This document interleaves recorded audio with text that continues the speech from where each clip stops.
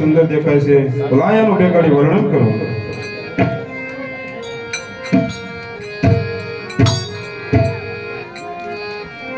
Raja પરાજા વાલાની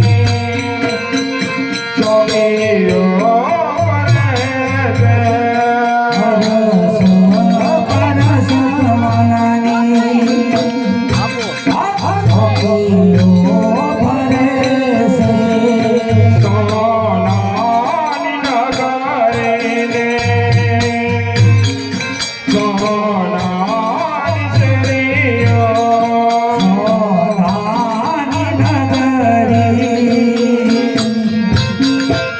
Oh